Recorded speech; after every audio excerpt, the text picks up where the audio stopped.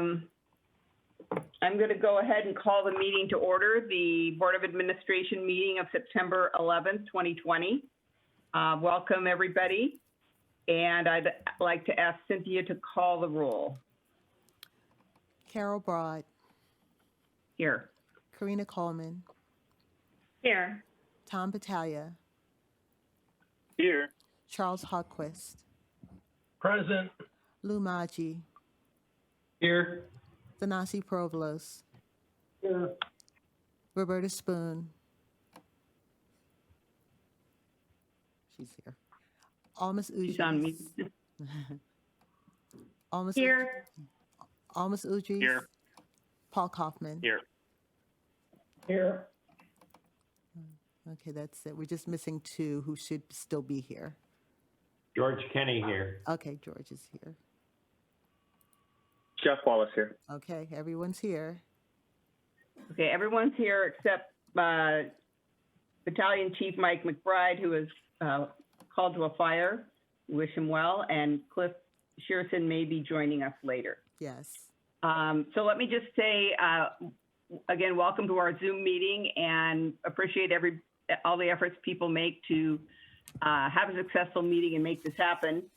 So please note that when we are voting, Ms. Joyner will call the roll to get a tally of the votes. If you are making a motion or offering a second to a motion, please say your name so that she can make a record of that. And please note that the Disability Committee is not meeting this month, and there will therefore be no report on that, and we expect the Disability Committee will meet in November. Ms. Joyner, do we have public comment? No public comment. No public comment. Okay, then let's move to item 4, approval of consent agenda items. We'll need a motion and a second for these items A through D. I so move. Charlie. Thanasi seconds. Who's second? Tanasi. We have Charlie and Tanasi. Okay, we are ready to vote. Ms. Broad. Yes. Ms. Coleman. Yes. Mr. Battaglia. Yes. Mr. Hawquist. Aye. Mr. Kenny. Yes. Mr. Maggi. Yes. Mr. Provolos. Yes. Ms. Spoon. Yes. Mr. Udris. Yes. Mr. Wallace. Yes. Mr. Kaufman. Yes. All votes are in and the motion passes 11-0. Thank you. At this time, I would now like to introduce or recognize Johnny Tran to introduce Harvey Lederman for our annual fiduciary training. Thank you, Carol, and good morning, trustees. I'd like to give a 1-minute introduction of Harvey Lederman, who will be giving your annual fiduciary training. Mr. Lederman is a partner at Reed Smith and has served as your fiduciary counsel since January of this year. He is very well known in my legal community as one of the preeminent attorneys advising public pension systems. To highlight some of Mr. Lederman's experience, he currently serves as fiduciary investment and litigation counsel to CalPERS, CalSTRS, the New Mexico Public Employees Retirement Association, the County Retirement Systems of Alameda, Contra Costa, Fresno, Kern, Los Angeles County, Orange County, Stanislaus County, Santa Barbara's, and city systems in LA and San Jose. I really don't know who else is left, but we're glad to have you. Harvey, thank you for joining us this morning, and please take it away. Thank you, Johnny, and Madam President and members of the board.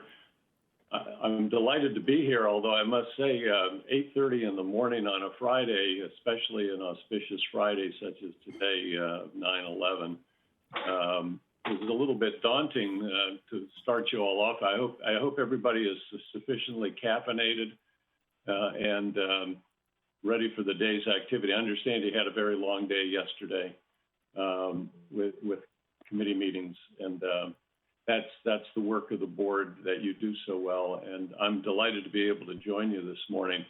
I really want to make this, because I see it's been labeled annual board education program, which makes me believe that every year you go through this and talk about fiduciary duties.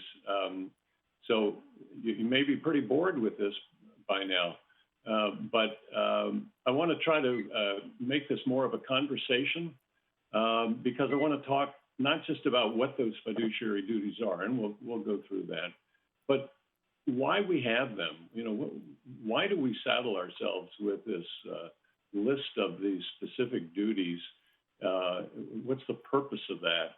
And then how should we apply them? And I want to offer a hypothetical or two to you for conversation and discussion, so we see how these things come up in real life situations. I mean, we have these fiduciary responsibilities imposed on us for the simple reason that when we walk into this room and consider whether it's a committee room or the board room and consider the matters before us as public officials, our responsibility is a rather solemn one.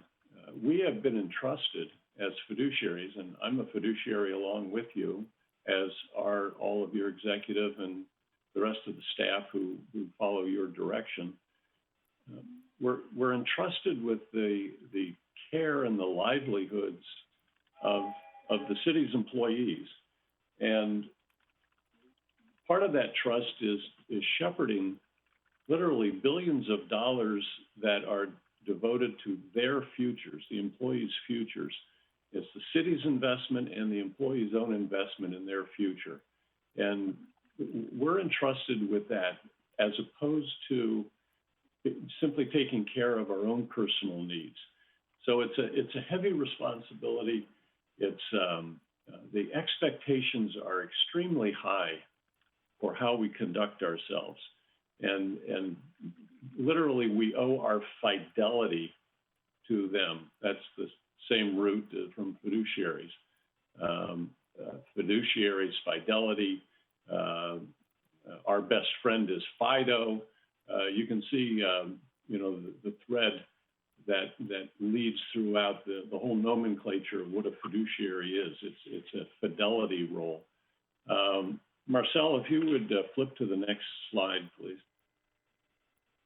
And thank you for driving this morning. I appreciate it. Makes it easier. Maybe not on you, but it is on me. Just to get us rooted in fundamental fiduciary duties, I've listed them on this slide for us to take just a few minutes. I know that you're familiar with these, but I want to highlight just a couple of things about this. The whole notion of fidelity means that we have a primary loyalty, not to promote our own interests, which we do in the rest of our lives, or others' interests, which we may do in our business lives, but the interests solely of the members and beneficiaries of the system. That's it. It's actually rather simple. And frankly, from this perspective, limiting yourself to thinking only about what's in the best interests of the members and beneficiaries is actually a nice way of setting aside all of the considerations and focusing on the job at hand. But our loyalty is entirely to their interests. And in doing that, we can't use the assets of the system or the resources of the system. And that means more than just the money. That means staff. That means our own time and attention. We're exclusively devoted to the benefit of the members and beneficiaries, paying the promised benefits, and only reasonable expenses of administration. That is permitted of a fiduciary. Any trustee has the ability to use system assets or trust assets for the purpose of carrying out the mission, as long as those expenses are reasonable. The third fundamental duty is a standard of prudence, and this is where your judgment comes in. This is where the Constitution and the Charter and governing documents afford you broad latitude and discretion in making judgments, which you do all day long during these meetings. And your judgment is supposed to be governed by an objective standard, not a subjective what you feel in your heart is right, but objectively of what someone who was prudent and following good procedures, using care and skill, would do under the circumstances. And that phrase in that second line, under the circumstances then prevailing, is what saves you from being second guessed all the time. You're not a guarantor of the outcome. You know, there was no way when you set your asset allocation and readjusted it last year, for example, that you are held to having anticipated the COVID virus and its impact on the markets globally that you're investing in. That is not the standard to which you're held. You're held to a standard of evaluating the circumstances at the time you are making decisions, using your best judgment, getting your best education from experts and others you rely on, and making a judgment call based upon that. 2020 hindsight has no place in the boardroom, and it has no place in the public's judgment of how well you do your job. So that's what the prudence standard is. It's a fundamental duty of all fiduciaries. The fourth one, diversification. This is quite interesting because this doesn't necessarily come from a very intuitive place in fiduciary law. California has adopted essentially modern portfolio theory, and it's simply the idea that fiduciaries of public trust funds such as yourselves should be diversifying the portfolio to achieve safety, liquidity, and yield. Some of you may know that as the SLY factor, SLY, safety, liquidity, and yield, and to balance those things across a diversified portfolio. It is believed that the concept of risk and return is written into fiduciary law in California and part of your responsibility to assure. And it's the idea that as you go out on the risk curve, if you will, the so-called efficient frontier, that the more risk you take, the higher return you should get. Now, whether or not that actually proves out is up for great debate. You've all seen every year, whether it's Makita or Callan or whoever else, Wilshire, they all have the periodic chart of how different asset classes behave each year. And you notice they all bounce up and down. One year emerging markets up at the top, and the next year real estate's at the top, and then the next year real estate's at the bottom. Over a long period of time, it's expected that a broad diversification of the portfolio is in the best interests of members and beneficiaries. And that's why we spend so much time on asset allocation and determining that risk reward, that efficient frontier. That's actually written into your fundamental fiduciary responsibilities. And finally, something that sometimes goes without saying, but you have a fundamental duty to follow the plan document. This is essentially a defined benefit plan that is tax qualified by the Internal Revenue Service, by federal law. And in order to maintain that tax qualified status, in order to beat the feds out of paying taxes on the assets and the gains in this system, we have an obligation to follow the plan documents. The IRS imposes significant duties that are part of what our responsibilities are. And that means following not only the Constitution and the Charter and the Municipal Code, PEPRA for the airport and the port for their new employees, regulations, your charters and policies are all part of the plan documents that you have an obligation to follow, and that is the fifth of your fundamental fiduciary responsibilities. So how do we kind of organize this? This is a lot of theory, which is difficult to get our arms around. So Marcel, if you go to the next slide, what I did here was try to translate under each of those pillars, if you will, those 5 fiduciary responsibilities, which are listed at the top, some of the things that are called for as you think about each of those standards. And here's the first quiz question. I'm going to ask anybody familiar with which type of Greek column that is? And we should put Mr. Priovalos aside on this. That's not fair. Who knows what Greek columns those are?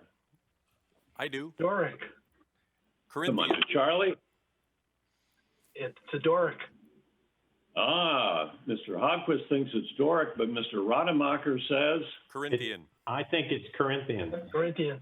Oh, is that George Kenny too? All right, Corinthian is the right answer, but of course, Tanasi knew that. Anyway, it's not easy getting free clip art of Corinthian columns, I'll tell you. So this is about as fancy as I get on my PowerPoint presentations, with putting a little bit of art in there. But seriously, I wanted to put under each of these columns the kind of things that get triggered by each of these responsibilities, and we can take a couple of them. Under loyalty to members, that triggers avoiding conflicts of interest, attracting and retaining capable staff to be able to carry out your responsibilities to the members, providing superior member service. Those are the kind of things that demonstrate your primary loyalty to the members and beneficiaries. Under exclusive benefits, we can't use assets for other purposes. We can't impact the plan because we want to achieve goals that are somebody else's goals. You will constantly get barraged with proposals. For example, invest in San Diego. Allocate assets for local businesses, for example. I'm sure many of you get approached with these kind of requests all the time. That may promote great goals, but they're not necessarily the goals of your members and beneficiaries.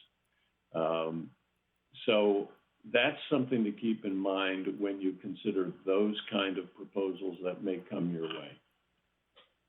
Under prudent care, we have all these policies. You have some of the most wonderful and exhaustive governance policies of any pension fund in California. You should be proud of them, and it's difficult to keep them all in mind. But good governance policies means that you can make good, prudent decisions, and then, of course, you have to follow them. And in doing that, you engage experts, you engage staff, you engage consultants to help carry that job out. Because quite frankly, 13 of you getting together every 2 months is not enough time for you to manage a multi-billion-dollar public employee pension fund. You have to delegate, you have to have good staff, you have to hire consultants to help you with that. And then you have to verify what they do and monitor them. That's all under the column of prudent care and expertise. We've talked about diversifying the assets. One of the things that we need to keep in mind from a fiduciary standpoint there is that sometimes, and I think you had yesterday in the investment committee, where you consider hiring a particular manager for a particular allocation, it's important to keep returning back to the overall investment program. And when you're considering a particular allocation or a weighting or a manager, for example, to run that money, keep in mind how it fits into the entire overall program, the investment program that you're administering, rather than considering each one of those opportunities in a vacuum, because it's really the entire portfolio that is your responsibility to balance for safety, liquidity, and yield. And then following the law. And there's one thing I want to emphasize here, which comes out when we make considerations, for example, of environmental, social, and governance things, ESG considerations. You'll be presented with divesting from private prisons or fossil fuels or all these things. One of the things that differentiates you from trustees of private plans is the fact that each one of you, when you were assuming office, swore an oath. That doesn't happen with the trustees of an ERISA plan, for example.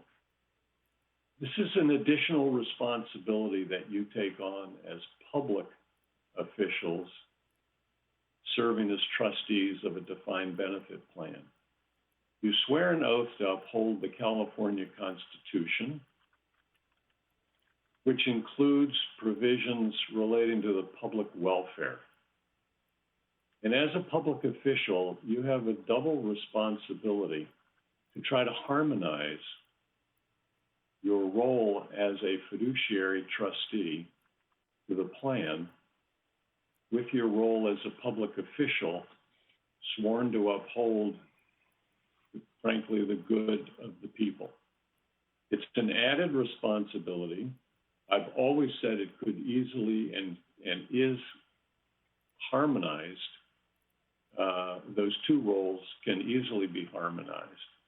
But when you hear from counsel or others that the Department of Labor, for example, says that you're not allowed to do certain things, because they put out the guidance for ERISA plan trustees, we have an additional obligation as public officials because we swear an oath to maintain the public welfare. And that's something that is in addition to the ordinary responsibilities of a trustee. And that will come up in other contexts, and I hope we have an opportunity to discuss how to harmonize that at a later time. So we've got a big panoply here of rules and policies and things for you to keep in mind. And the question I want to address at this point is, why do we have all these rules for fiduciaries? What's the purpose of that? Let's flip over to the next slide, Marcel, if you will. Thank you. Slide 4. Why do we have these fiduciary rules? Well, quite honestly, we're human beings. That shouldn't come as a great revelation. As human beings, we make judgments on our own behalf all the time. We're flawed. We have certain tendencies. We engage in certain situational ethics, if you will.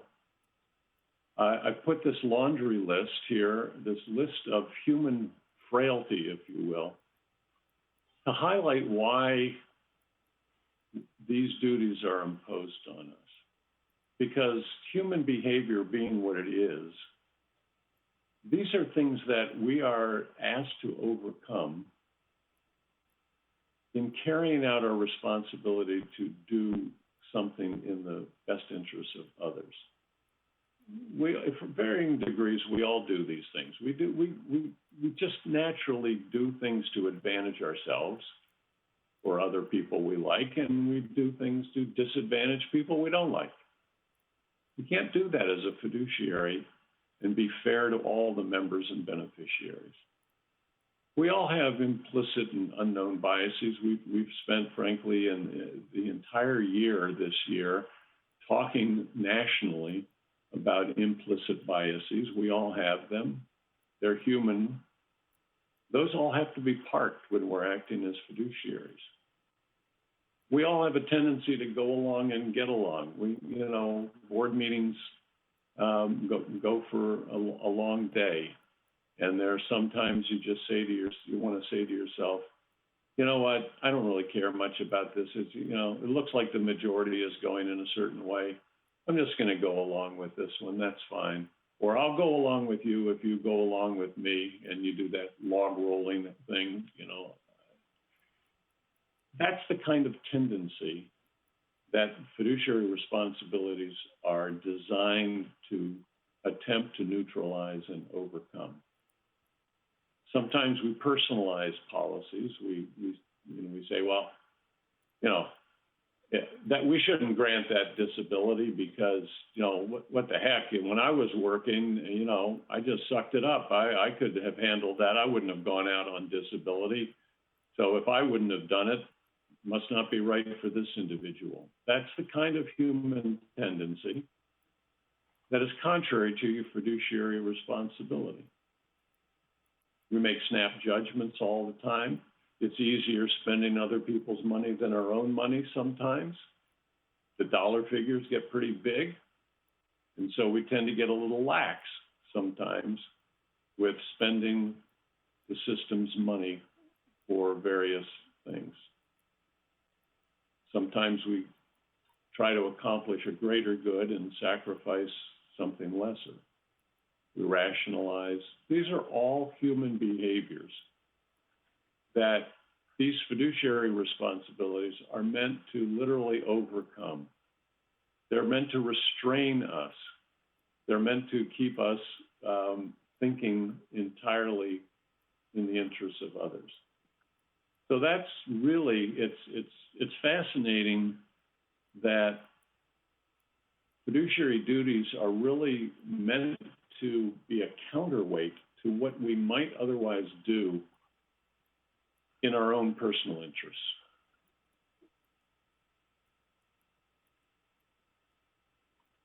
The last one there is pretty typical. I mean, most of us have outside lives, and there are things that we think are a whole lot easier to do in secret or in private than in the public eye. I think the best example of that is when boards try to do self-evaluations. I mean, it's really, really hard to have a public board do a self-evaluation in public, as you well know. And but it's expected of us to be transparent and to do things in the public eye. So I want to try to put all this to use a little bit and get you thinking and talking, perhaps.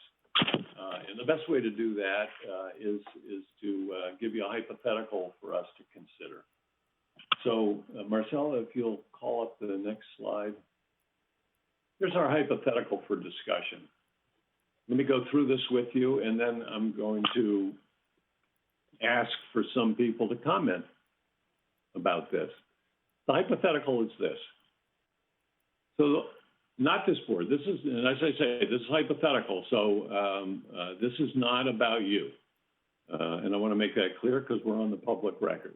Purely a hypothetical. So a retirement board wants its sponsoring city to issue a pension obligation bond. Okay, help fund the system. And so the board's looking for support from the city council. Meanwhile, back at the investment committee, the committee has decided to reduce the number of its opportunistic fund managers from 7 to 3. That's an IC decision. Under the investment policy statement, staff is responsible for recommending to the IC which managers should remain and which should be cut. Who of those 7 are going to be cut? And who are going to be the 3 that remain? That's supposed to be the staff's responsibility to do. Well, in the middle of all this, a very influential council person contacts the investment committee chair and tells him that there is this opportunistic fund manager who happens to be a big contributor to the council person's reelection, and they're afraid of being cut, can't the chair simply find a way to keep the manager in the program? That's our hypothetical. So the question is, after this phone call or during the phone call, what should the investment committee chair do in this situation? Okay. Decline it, agree, do nothing, consider the impact on the pension obligation bond, reputational risk. What should we do? Anybody want to jump in on this? What would you like your IC chair to do when confronted by a phone call from the council person in this situation? Harvey, I would suggest that they politely decline the opportunity. And why do you say that? Well, I don't think it's in the interest to make a call on this on behalf of the members. It's a bond for the city, not necessarily for the members. Well, it's going to shore up the funding of the system for the members' benefits. Yeah, but I don't think that should impact the decisions of the investment committee. They should be clearly focused on which opportunistic fund manager is going to best perform to the standards of the plan. You think the IC chair, Paul, should take this to the full board? Well, I think the IC chair needs to present it certainly to the IC committee for a decision before taking it to the board. I see. So let's talk to our own IC chair, Ms. Coleman. All right. Tag, you're it, Karina. Yeah. So I would definitely. What would you like this hypothetical chair to do in this situation? You agree with Paul? Yeah, well, not entirely. I would eliminate agree but do nothing, and I would eliminate direct staff to retain the manager. So by process of elimination, I'm down to the other three. Well, you can make up one of your own. Yeah, I feel like we can't take action outside of the committee. So for me to decide something and then direct others, that doesn't seem appropriate either.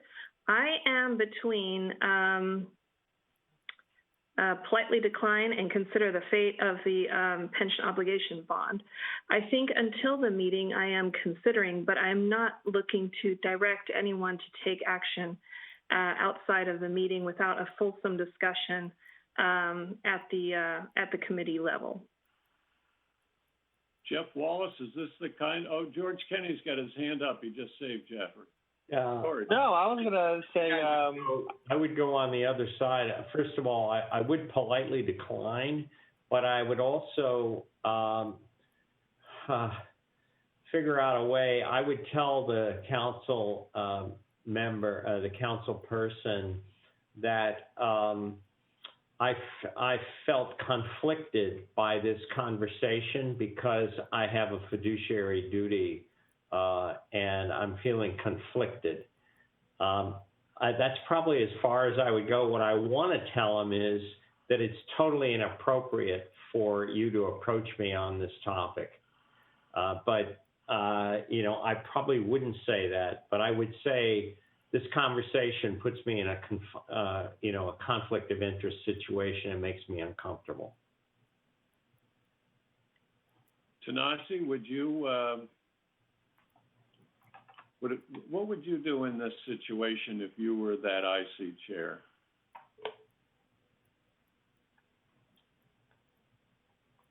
I know, stay on mute. I mute myself. Sorry about that. No, I think that you ultimately have to decline. I think the problem here is you've got a council person who is trying to deal with their own personal interest, and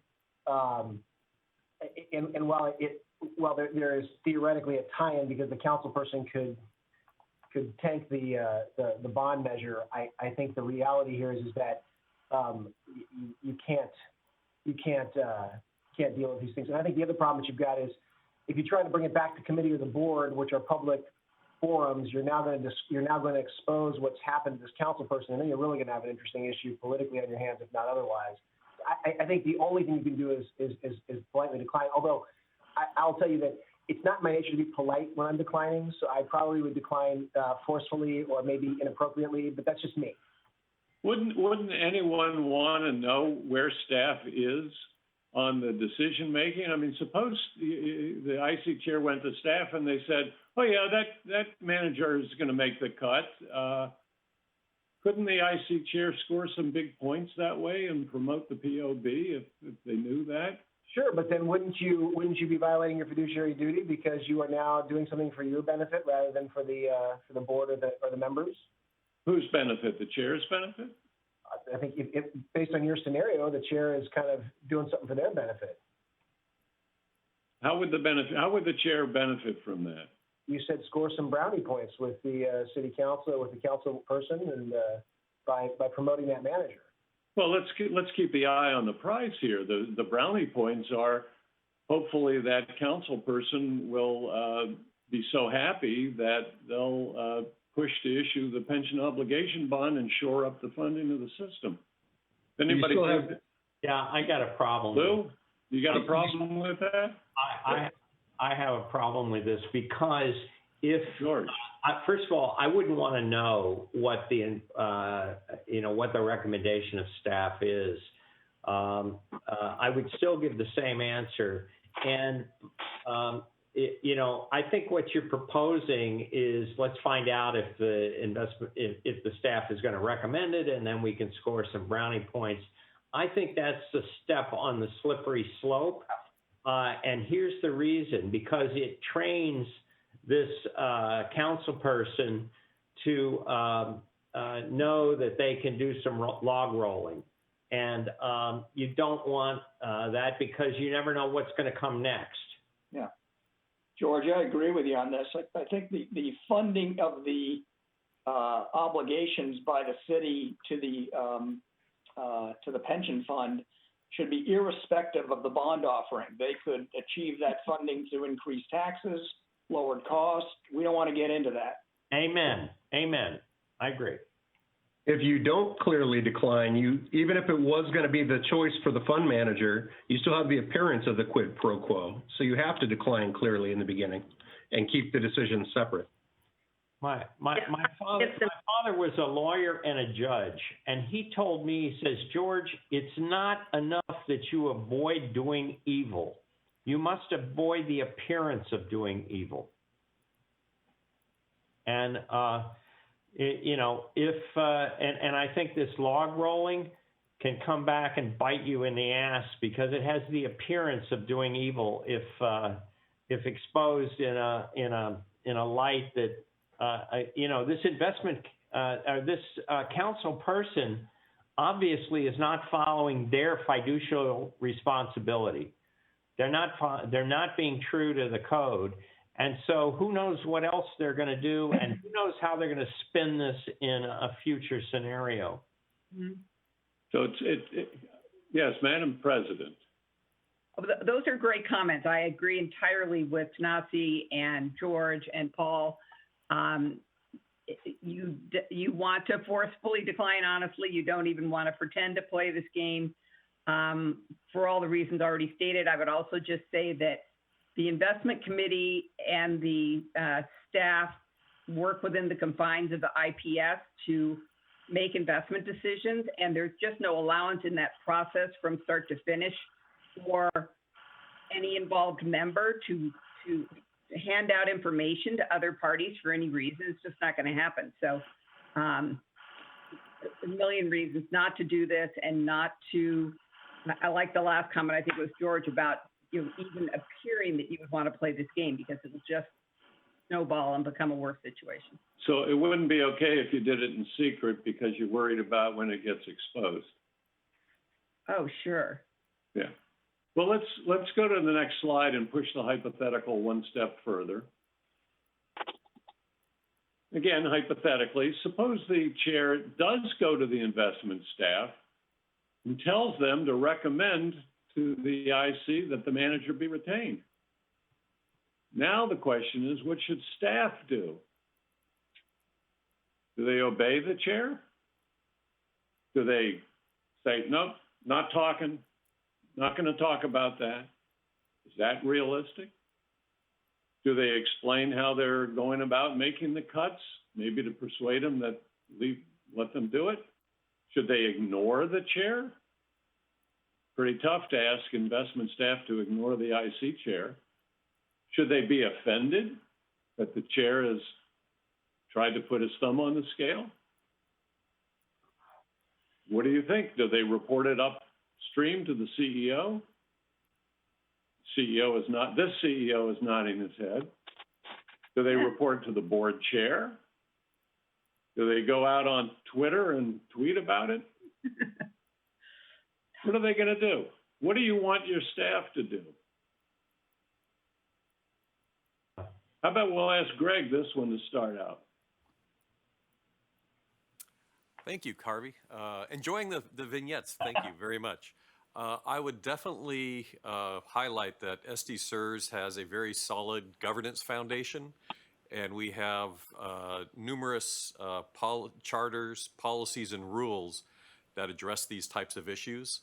And I would definitely, if I was the investment staff, if I didn't feel comfortable, I would just say thank you very much and talk to either the CIO or to the CEO. If it landed on my plate, I would definitely talk about our governance structure and the appropriateness and inappropriateness of what the board member was asking. And you would say that to the very important and powerful chair of the investment committee? Yes, I would. And run that risk? Yes. There's a lot of nodding I see, but Lou, what do you think about that one? Knowing Greg as I do, I think that that would also probably be followed with some prompt training for all of us. It's also important to note that Greg doesn't need this stinking job, so he's happy to tell it like it is. Tanasi. One other area, I would certainly explain the process that they're employing to make the investment cuts. And if there's still disagreement with the chair, I would then take it. I think you have to take it around the chair to the CEO or possibly the board chair. Yeah, go ahead, Karina. I totally agree with what Paul just said. And I think also in the prior example, as in this one, you have to distance yourself from this type of behavior and defer to the process, because as fiduciaries, you're really judged on following that process, not so much the actual outcome. But I think you have to show separation and really adhere to your fiduciary duty. Well, isn't it a board member's fiduciary duty to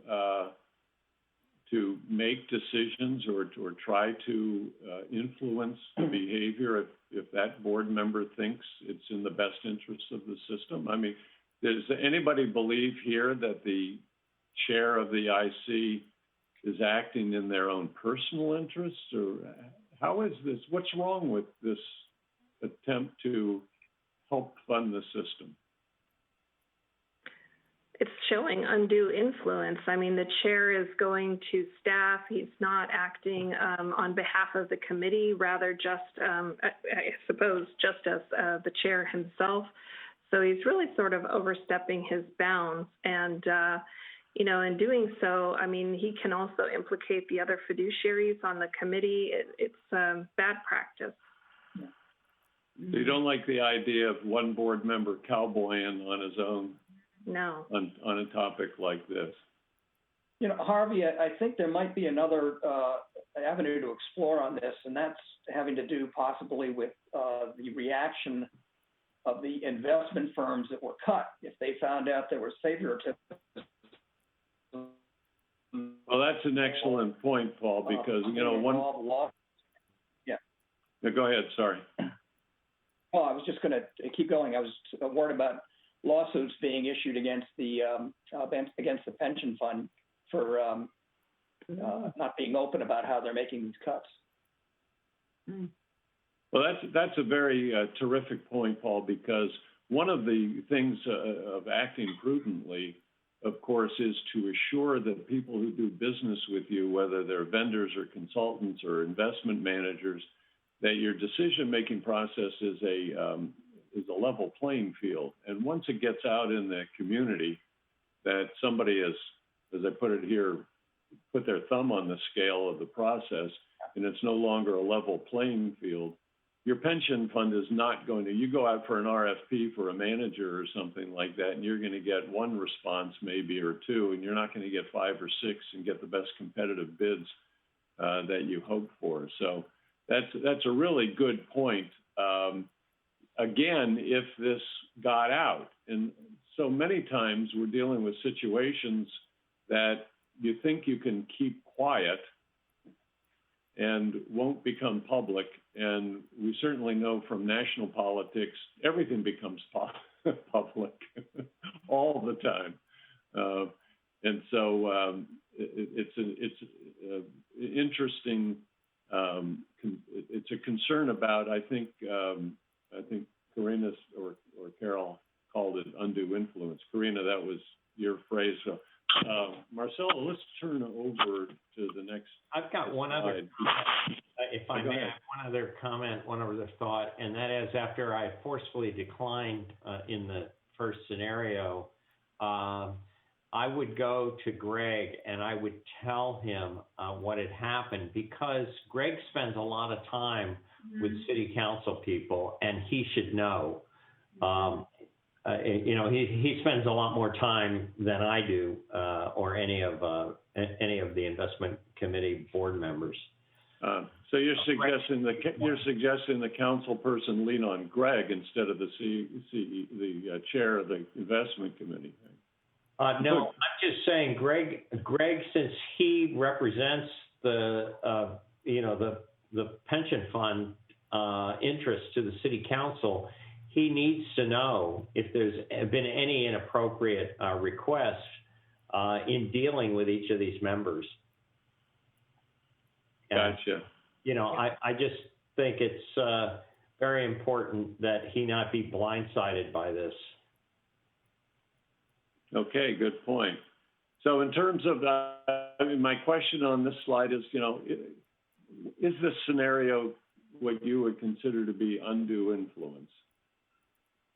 Is this what you would consider to be undue influence of a board member? And I've quoted here from your ethical conduct, compliance, and training policy about the expectation the board has for honesty, integrity, fairness, respect, avoidance of conflicts, appearance of impropriety, lawfulness.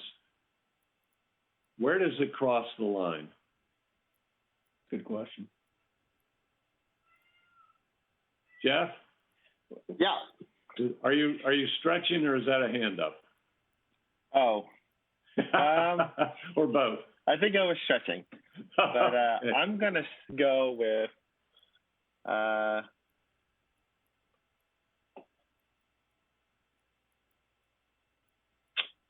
this. Yeah.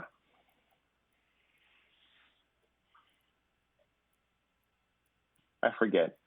I forget the rules.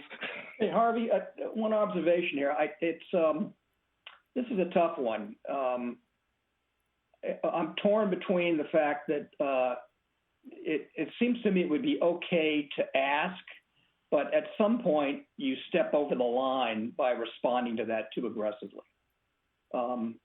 If you don't ask, it doesn't seem to me that there's a problem with somebody asking whether they would consider this. It's the response of the board member that determines whether they're stepping over the line.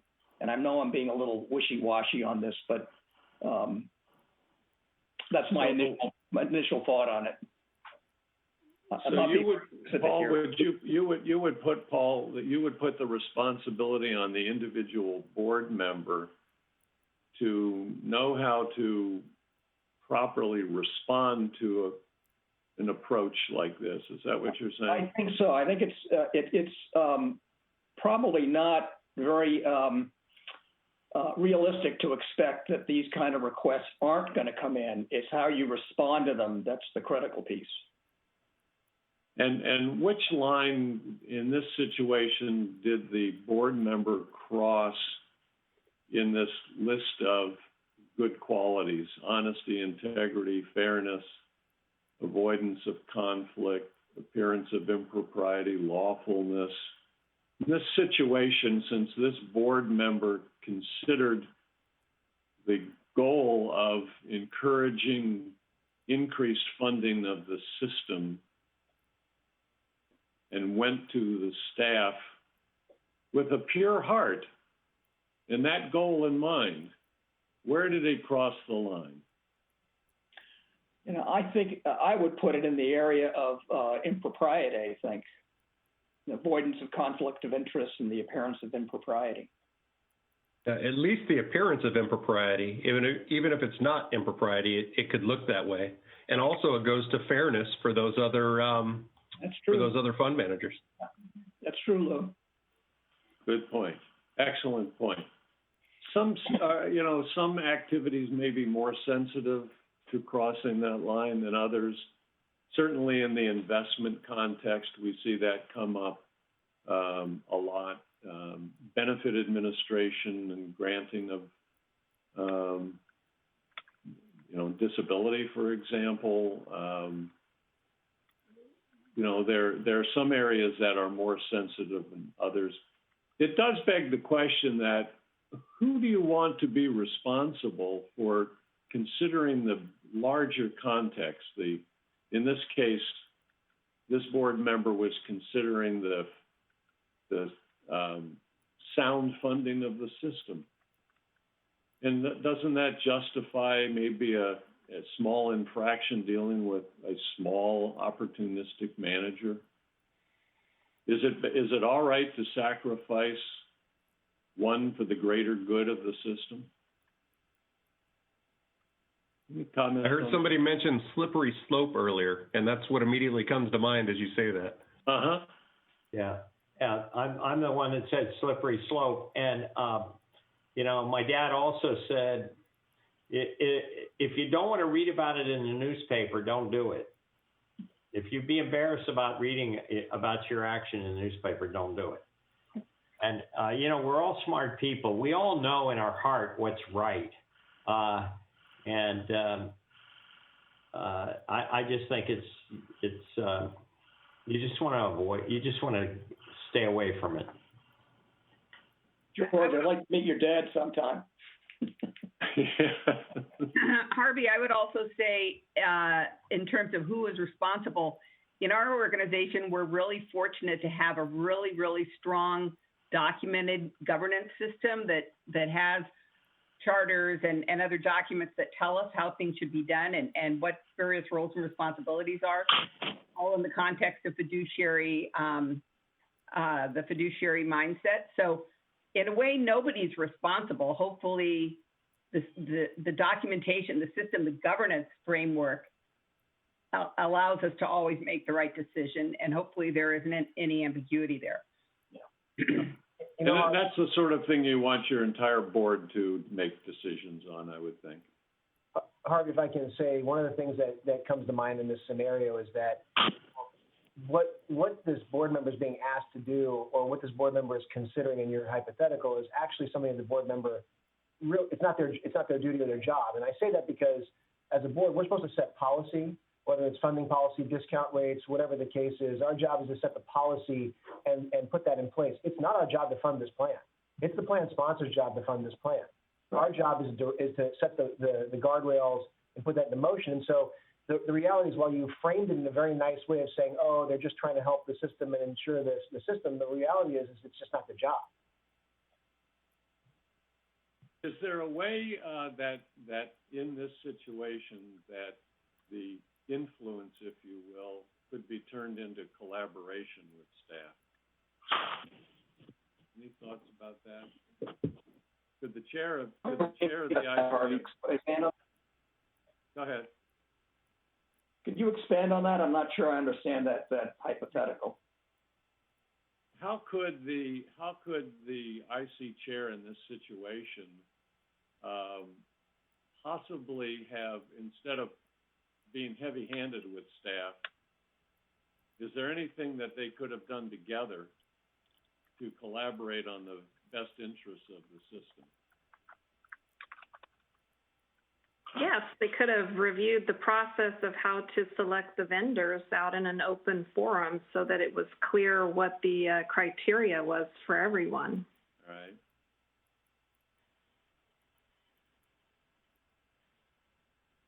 Yeah, Karina, I agree with that. Let's flip to the last slide. Sometimes it's hard to think of those pillars and those fiduciary duties because they're theoretical and abstract. So I've relabeled the pillars in things that we've been talking about that come directly out of your policies, and maybe a little easier to keep in mind as you go forward with things that come up and trigger these kind of considerations. You've said most of these already: integrity, fairness, balance, meaning balancing the interests of all concerned, all the members, engaging in a prudent decision-making. As Madam President says, we have processes in place that assure that we're going to be making prudent decisions. Process matters. You're all very much aware of that. And finally, teamwork and collaboration. When you all work to the same common goal, you really have a much easier time carrying out your fiduciary responsibilities. So I want to thank you for participating. It's not easy on a Zoom call. If I were there with you physically, I'd be pacing around and pointing the fingers at each of you, but you all stepped up, so I really appreciate that. Happy to answer any questions about any of this, but I want to keep us, you've got a long day, and I want to keep us on schedule. Great. Madam President, thank you very much. Further questions from the group? So thank you so much, Harvey. I think you did an excellent job of eliciting response and getting a discussion going. It's a very important topic, and it's nice to have a new representative, a new council to freshen this discussion for us. So very much appreciate your presentation. Thank you. Thank you very much. I appreciate it. I hope you have a terrific day, and stay safe, everybody. Yeah, Thank you, Harvey. Okay. So next we're going to move to the audit committee, and let me just say as we start this discussion that the committee met on Wednesday, September 9th. As you may know, Bobby Spoon has termed out as chair of the committee. She did 2 years, and so she is moving off of that position, and we certainly want to thank her. She did an excellent job, and really, really want to commend her efforts and appreciate all the time she spent. And I'm delighted to announce that Paul Kaufman has stepped up to be our new audit committee chair. He was selected or elected by the committee on Wednesday. So welcome, Paul, and we're delighted to have your participation in that capacity. And I'm going to let you make the committee report. Okay. Thank you, Carol. I hope I get this right. This is my first time doing it, so if I'm missing something, please feel free to speak up.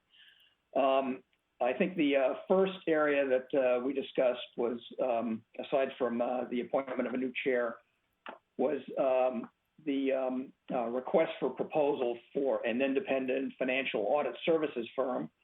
Our current existing auditor contract comes to an end at the end of this fiscal year. So Sarah proposed a independent service request for proposal, and the motion was approved by all the committee members 5-0 on vote.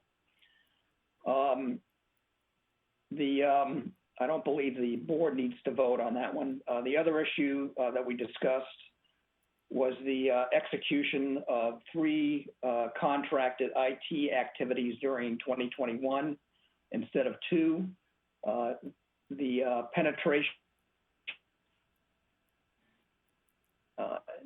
penetration study that we had planned to do in 2020 because of COVID-19 got slipped into 2021, and there's a likelihood that we may slightly exceed our $100,000 limit for authorized spending for those three IT audits. And so again, the motion was approved by all committee members and passed 5-0 to pass that. And I believe that went to the Business and Governance Committee yesterday for approval as well. Paul? Yes. I'm sorry, this is Sarah Dixon. Sorry to interrupt. The board actually does need to vote on the RFP for the external auditors. Oh, okay. Excuse me. Yeah, I was just going to mention that. Yeah. Okay. Cynthia had that on the screen. Can we go back to that? Thank you for correcting me, Sarah. No, yeah, thank you. No worries. Yeah. So we need to have a first and a second. Well, Paul, you can move that we approve this request for proposal. Okay. So I move that we authorize the execution of 3 IT audits during 2021. No, this is. I'll second it. It's Bobby. I'll second it. Are we talking about the right item? So the words on the screen: Independent Financial Audit Services Request for Proposal. Yes. You want me to rephrase that, Carol? Well, yeah, it's on the screen, so no worries. Okay. So Paul moved. We don't actually need a second, and so now let's have a roll call, please. Okay, Paul. Ms. Broad? Yes. Ms. Coleman? Yes. Mr. Battaglia? Yes. Mr. Hallquist? Aye. Mr. Kenny? Yes. Mr. Maggi? Yes. Mr. Provolos? Yes. Ms. Spoon? Yes. Mr. Udries? Yes. Mr. Wallace? Yes. Mr. Kaufman? Yes. Okay, all votes are in, and the motion passes 11-0. Great. And just to note that, excuse me, the matter of having 3 contracted IT audits instead of 2, as Paul said, was approved at the audit committee and the B&G committee, and we're going to have a board vote on that later when we get to B&G. Is that correct? I believe so. Oh, yeah. Yes. Okay, sorry to interrupt, Paul. Paul, any further matters on audit committee? Just a couple of other areas here. I think we did discuss on an information basis. Sarah summarized the results of our domestic relations orders audits, which was completed in 2020. The report had 6 findings and is available for your review in the board packages.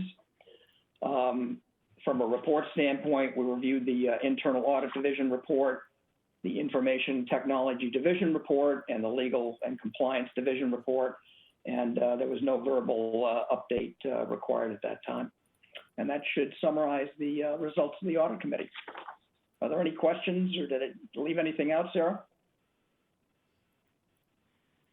We also talked about my performance evaluation, but I know that there's going to be closed session later on during the board meeting to discuss.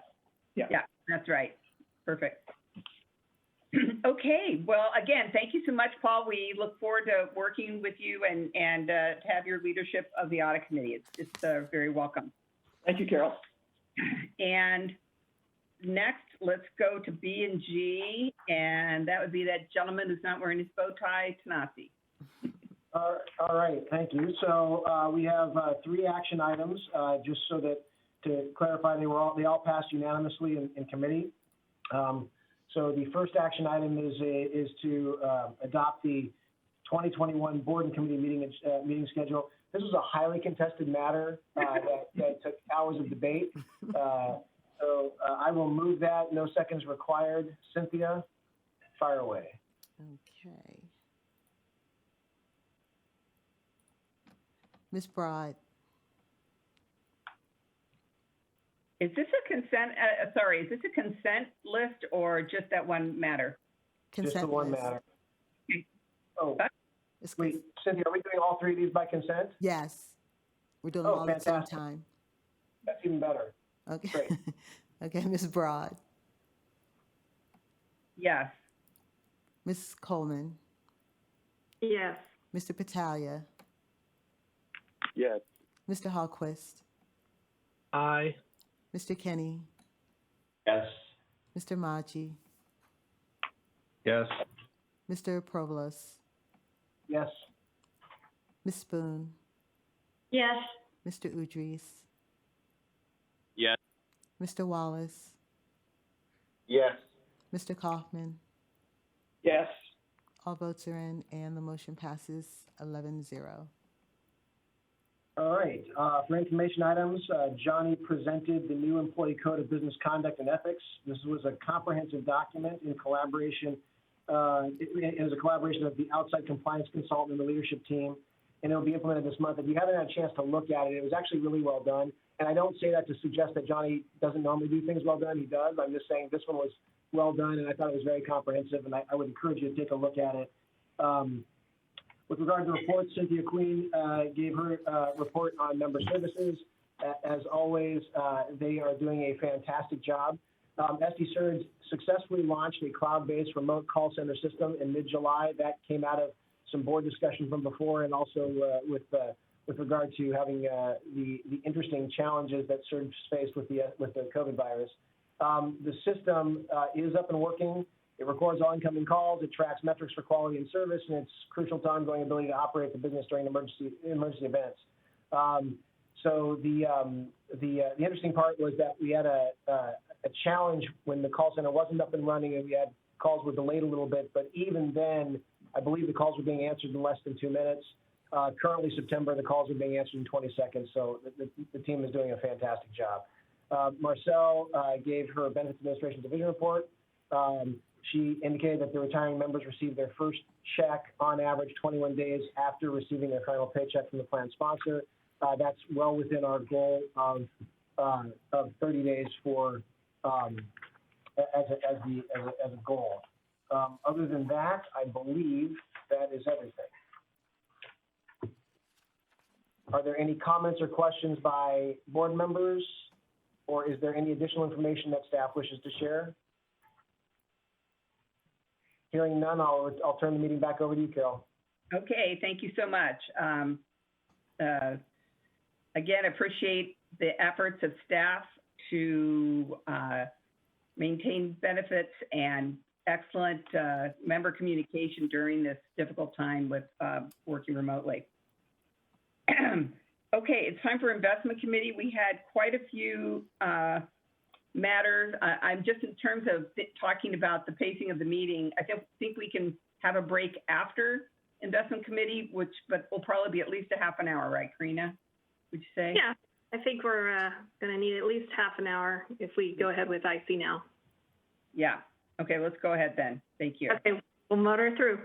All right, so the investment committee met yesterday. We had about a 3-hour meeting, a lot of heavy reporting. We have 5 action items.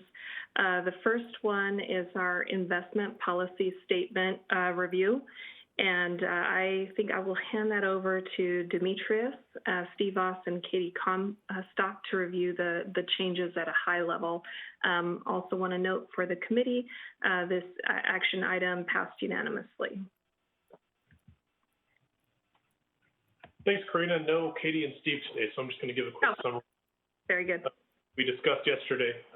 So the IPS is a critically important document for the investment division, as it really lays the groundwork for how the investment division is run and the policies that we have in place that govern the actions we take. So we review this annually with the investment consultant, Aon. This year, we also had some input from one of the board members and from fiduciary counsel, Harvey Lederman.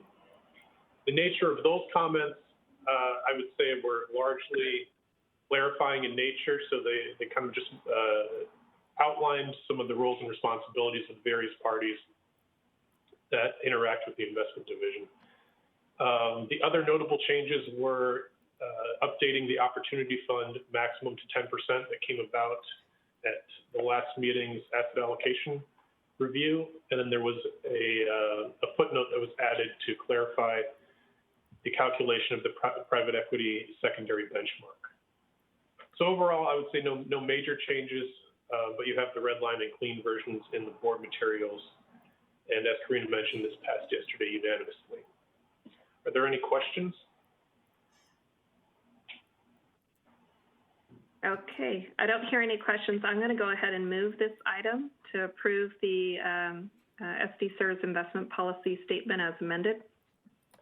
Okay, we are ready to vote. Ms. Broad? Yes. Ms. Coleman? Yes. Mr. Battaglia? Yes. Mr. Hawquist? Aye.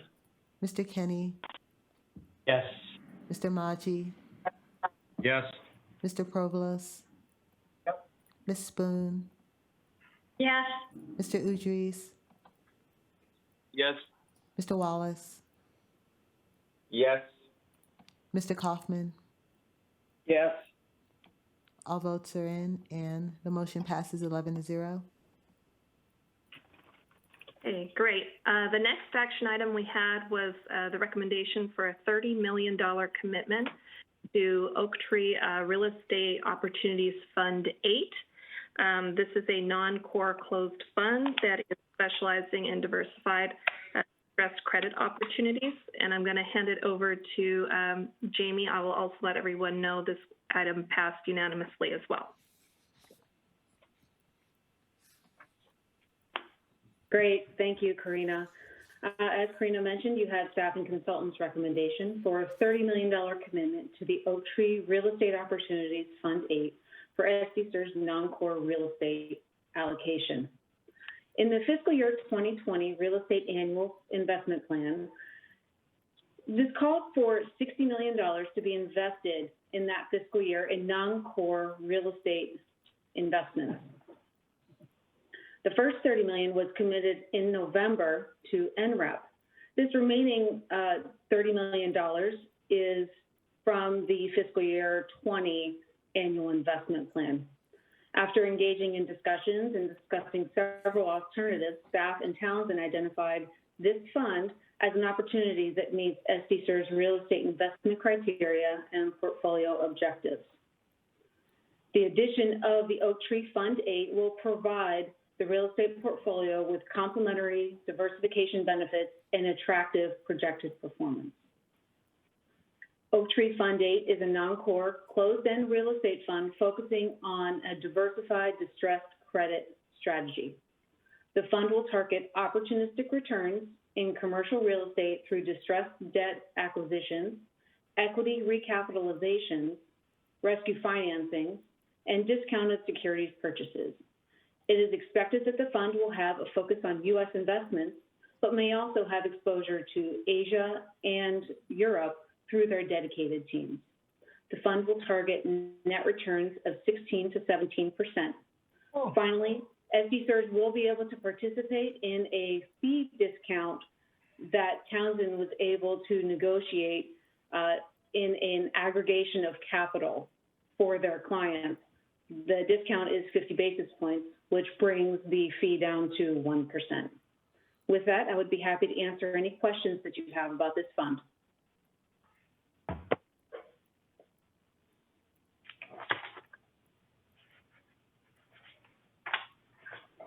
Any questions from committee members for Jamie regarding this investment? We did have a robust discussion yesterday. We do feel that in terms of timing, this is a really primed market for this type of opportunity. We think that the manager is obviously, they're on their 8th fund, and we think that this is a very good opportunity to add value to the portfolio. So I will, hearing no further questions, I will go ahead and move. We are ready to vote. Ms. Broad? Yes. Ms. Coleman? Yes. Mr. Battaglia? Yes. Mr. Hawquist? Aye. Mr. Kenny? Yes. Mr. Maji? Yes. Mr. Provost? Yes. Ms. Spoon, Yes. Mr. Udrys, Yes. Mr. Wallace, Yes. Mr. Kaufman. Yes. All votes are in and the motion passes 11-0. All right. The next item that we voted on yesterday was, and we are set to vote on today, is the review of the real estate investment policy and annual investment plan. We're going to stick with Jamie, and she'll walk us through this item. Great, thank you. You have in front of you the recommended changes to the real estate investment policy and the updated real estate annual investment plan for fiscal year 2021. This item is brought in front of you on an annual basis. The real estate policy establishes the objectives, policies, and procedures for SDCERS real estate program, while the annual investment plan summarizes the goals and initiatives for the real estate program over the next fiscal year. I'd like to walk you through the recommended actions in the fiscal year 2020 annual investment plan. Marcel, could we please turn to page 23 of the presentation from yesterday?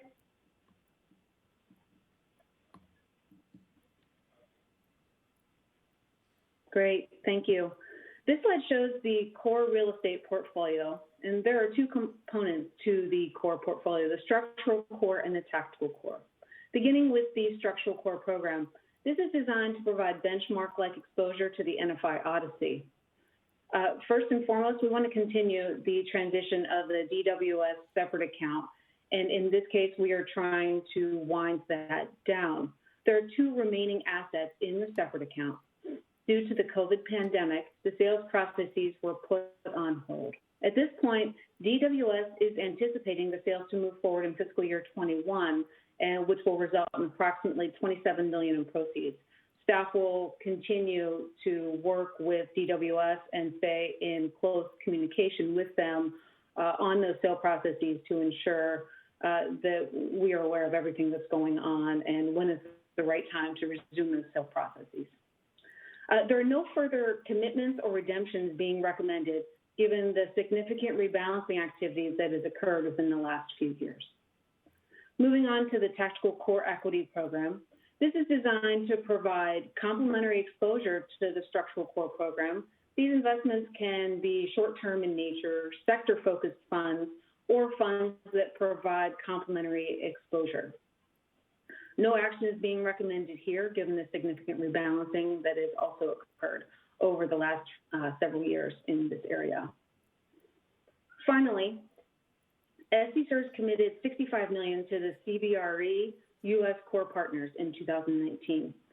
Given the uncertainty surrounding the COVID environment, Townsend explored the possibility of delaying the funding for this commitment. However, the commitment to CBRE is binding, and there is no flexibility in the timing of the capital calls. But SDCERS still has conviction in CBRE and this strategy. Particularly, the fund has complementary exposures for the SDCERS portfolio with an underweight to office and an overweight to industrial. Moving on to page 24. This shows the non-core real estate recommended actions. The main action here is to target up to $60 million in new commitments for the non-core strategies. Staff and the consultant will be looking at 2 to 3 funds at approximately $20 to $30 million each. The focus will be on blind pool and opportunistic funds that can take advantage of market distress. Additionally, SDCERS could consider commitments to an industrial-focused fund given the sector's continued positive outlook. And with that, I'd be happy to answer any questions that you might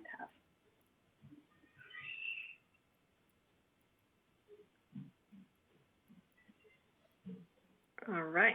I am not hearing any questions. I would like to move this item for committee vote, please. We're ready to vote. Ms. Broad? Yes. Ms. Coleman? Yes. Mr. Battaglia? Yes.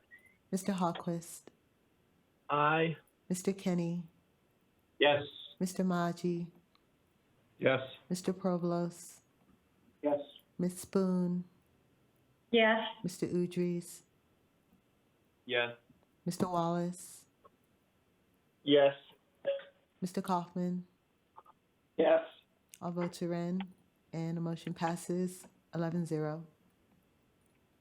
Okay, great. The next item is going to be our review of GCM Grosvenor's private markets policy and annual investment plan, and I'm going to send it back to Jamie again. Great, thank you. So you have in front of you GCM Grosvenor's Private Equity and Infrastructure Annual Investment Plan. This item is also brought in front of you on an annual basis.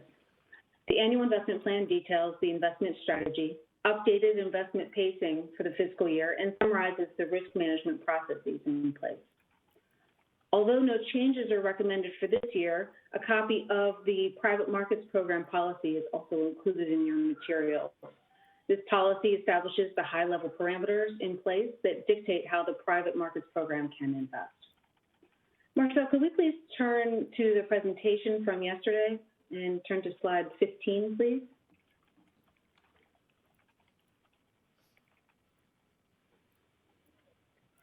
Thank you. I wanted to go over the investment themes for fiscal year 2021. GCM Grosvenor expects to commit $125 million in fiscal year 2021. In fiscal year 20, GCM Grosvenor committed $100 million to new investments. And this is less than the $175 million, which was proposed in last year's annual investment plan. Due to the uncertainties surrounding the COVID-19 pandemic, GCM Grosvenor and staff felt it was prudent to slow down the pacing of new investments. GCM Grosvenor believes that the pace of investments will continue to be driven by slower fundraising and delayed transactions. There will be good opportunities in the market in areas such as healthcare, technology, and distressed opportunities that we hope to take advantage of. Aside from the pacing model, GCM Grosvenor expects to follow the same investment approach that they have employed since the inception of the program. They will continue to favor opportunistic investments with high risk-adjusted potential. GCM Grosvenor will also continue to focus on J-curve mitigating strategies with secondaries and co-investments to provide appropriate risk mitigation for the portfolio. And finally, GCM Grosvenor wants to take advantage of their competitive advantages by exploring investments in small and emerging managers, middle market buyouts, buyout co-investments, special situations, and niche secondaries. I would be happy to answer any questions that you might have about the annual investment plan at this time.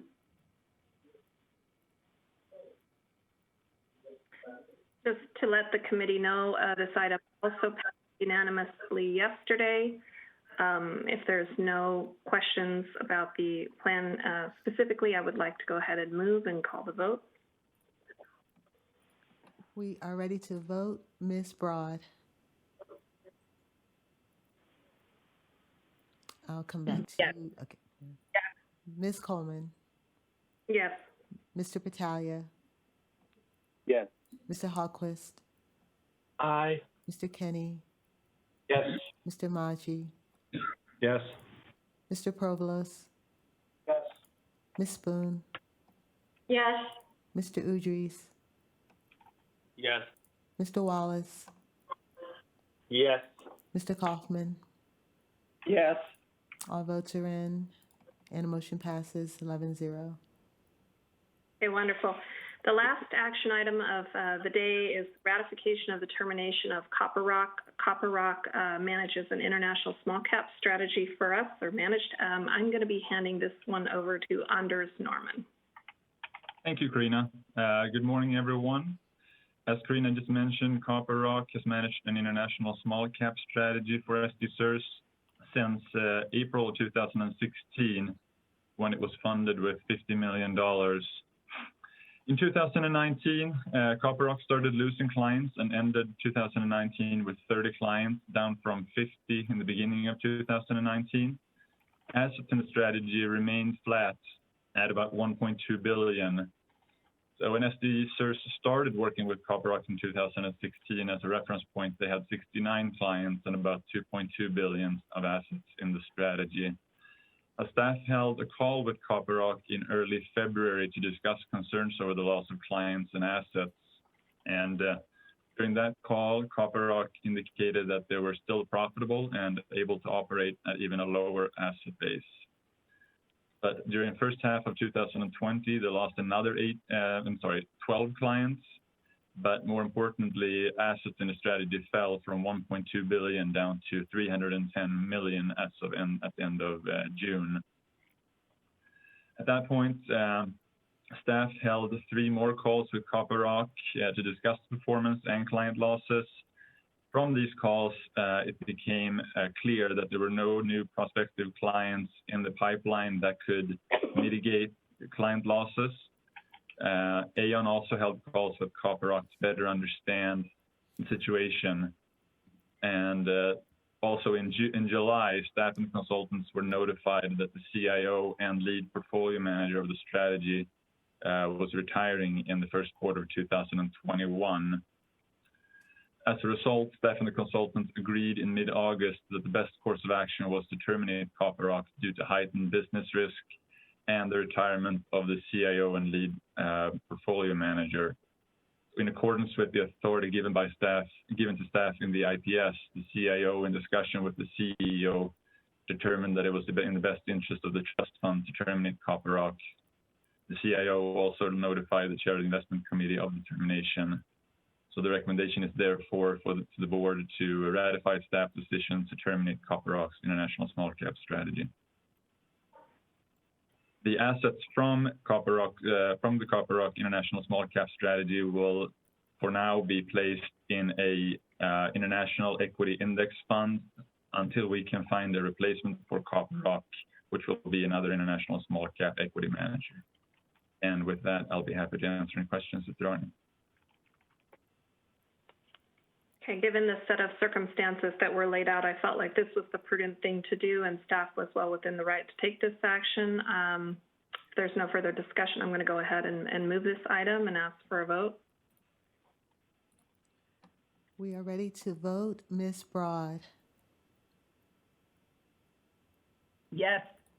Ms. Coleman. Yes. Mr. Battaglia. Yes. Mr. Hallquist. Aye. Mr. Kenny. Yes. Mr. Maggi. Yes. Mr. Provolos. Yes.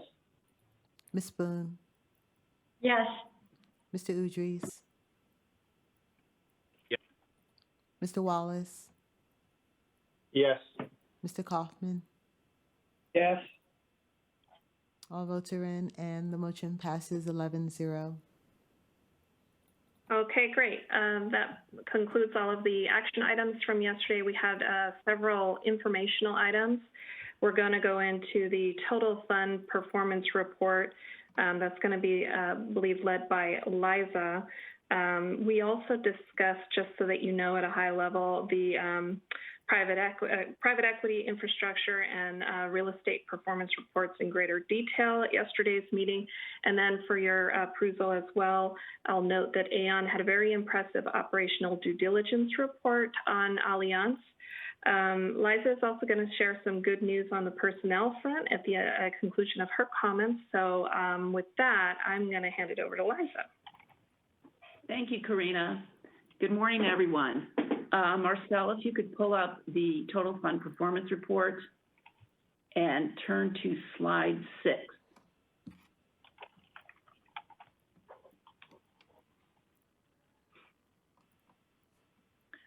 Okay, this slide shows you the change in market value during the course of the year.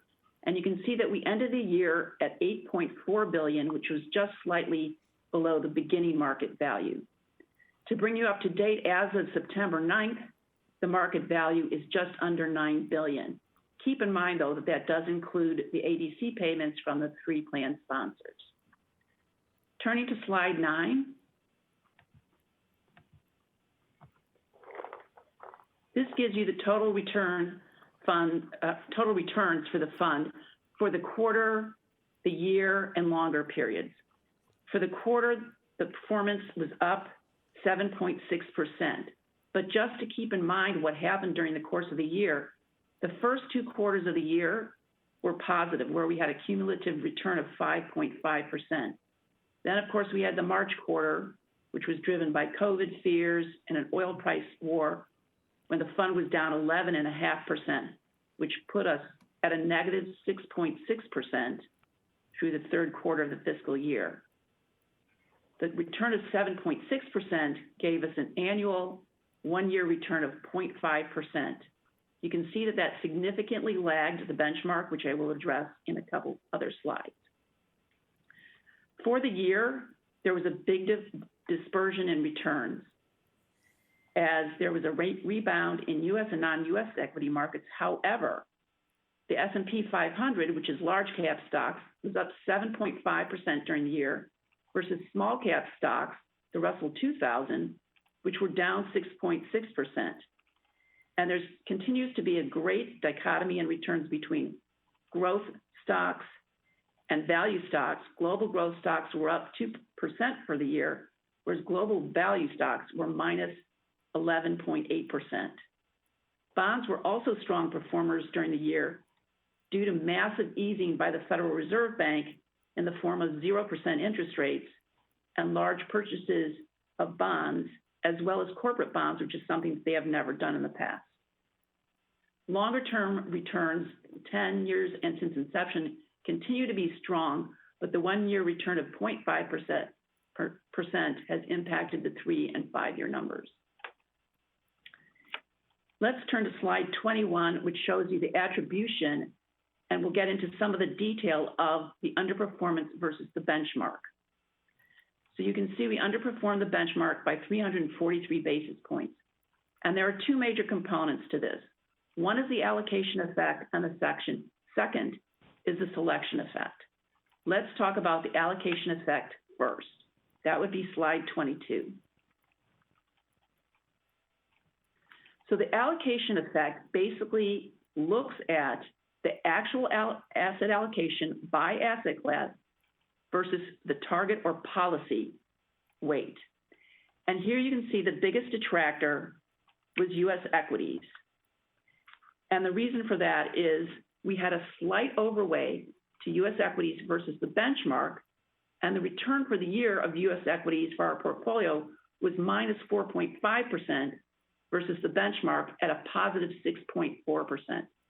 So we significantly underperformed in U.S. equities, and the fact that we had a slight overweight impacted the return.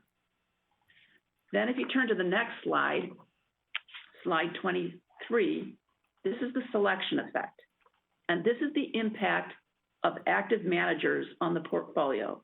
Active managers being managers who are trying to outperform the benchmark, so this does not include the passive managers. And you can see, again, the biggest detractor was U.S. equities for reasons that I mentioned before. Value as a strategy suffered, but the biggest component to the underperformance of U.S. equities, unfortunately, as I'm sure you're aware, was the structured alpha U.S. 500 strategy, which actually detracted 210 basis points, or 2.1%, from total fund performance. The second area that led to the underperformance versus the benchmark was the Opportunity Fund. Keep in mind that the Opportunity Fund is mostly invested in debt instruments, credit, and managed futures. When you have a strong rebound during the quarter and for the year in equities, these kinds of instruments will not keep up pace with the stock market. We also had one manager in particular, Oaktree Real Estate Debt Fund 3, which was hard hit in the quarter ended March. Keep in mind, most of the funds in the Opportunity Fund are reported on a lagged basis, so this return is for March. And they were hit because they were invested in public real estate debt, which was greatly impacted in the quarter ended March. We expect to see some improvement in that when we see the June results. And then, of course, other real estate debt and credit had a hard time keeping up with the stock market. So that concludes my remarks for the year. So where do we go from here? Well, we've been tracking internal performance on the fund, and so far through September 9th, we're estimating the portfolio has gained about 4%. Again, it's a question of winners and losers. There's going to be sectors that are going to be hard hit, like retail, consumer stocks, but technology, the Facebooks, the Apples, Amazons, Netflix, Google, and Microsoft, very, very strong, leading the market. And again, what we expect to see for the rest of the year, it's going to be very interesting. There's a lot of uncertainties out there. It's an election year. Cities and states are running big budget deficits. We still have the COVID and flu season coming in the fall. So there's a lot of uncertainty out there. But right now, the stock market's pretty much discounting that and looking forward to stronger earnings. As an example, earnings for the S&P 500 for 2020 are expected to be down 20%, but rebound 27% in fiscal 2021. So we'll see what happens, but obviously we will report quarterly performance as we get it.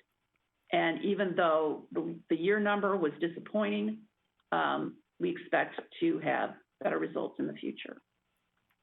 And that concludes my remarks. Any questions?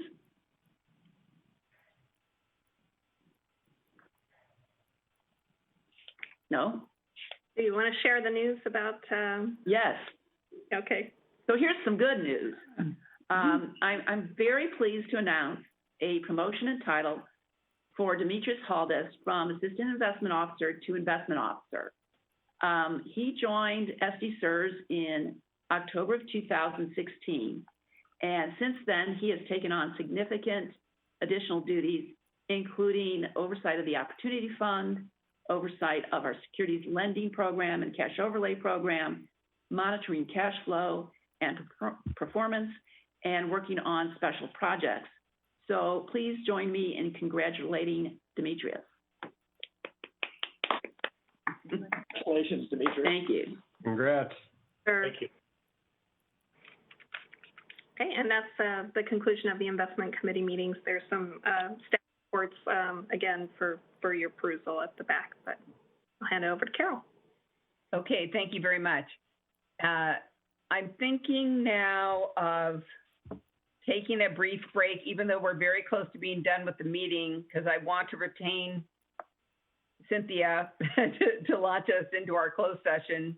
Does that make sense, Craig, to take a brief break now, come back, do the comments, and then closed session? Yes. Yeah. Yes. Okay, so we're going to take a break, and we're going to come back on my iPhone time at 10:15. Thank you. Okay, thank you.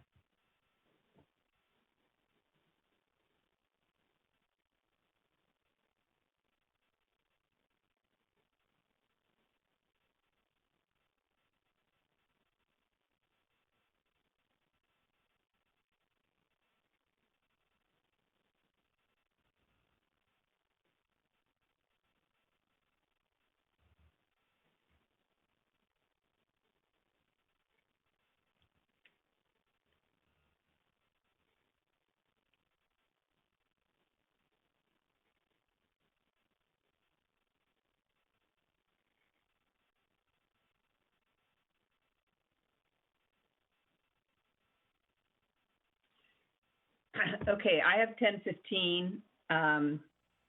Let's take a roll call of the board, please. Ms. Broad, Yes. Ms. Coleman, Yes. Mr. Battaglia. Yes. I got an echo. Mr. Hawquist, Present. Mr. Kenny, Mr. Maji, Here. Mr. Provost. I'll come back to Mr. Provost. Ms. Spoon, Present. Mr. Udris, Here. Mr. Wallace.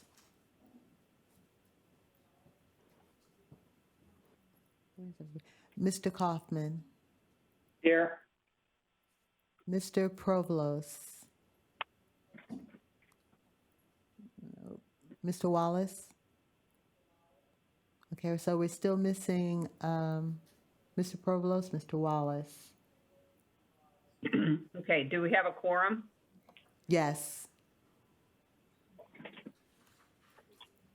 Okay. Well, then let's proceed with questions and comments from board members, president, and staff. Comments, anyone? I think Greg has some. Yes, I do. Thank you, Carol. Appreciate it. First, I'd like to start off by thanking Bobby Spoon for her leadership over the past 2 years on the audit committee. She has been a wonderful chair, and we're going to miss her leadership tremendously. And I would really hope that Bobby will explore taking on new leadership roles with the board in the future. And with that, I would like to thank Paul Kaufman for volunteering to serve as our committee chair, audit committee chair. And I look forward to supporting our new chair, the audit committee, and our internal auditor in the coming year. I'd also like to provide a brief board COVID-19 operations update.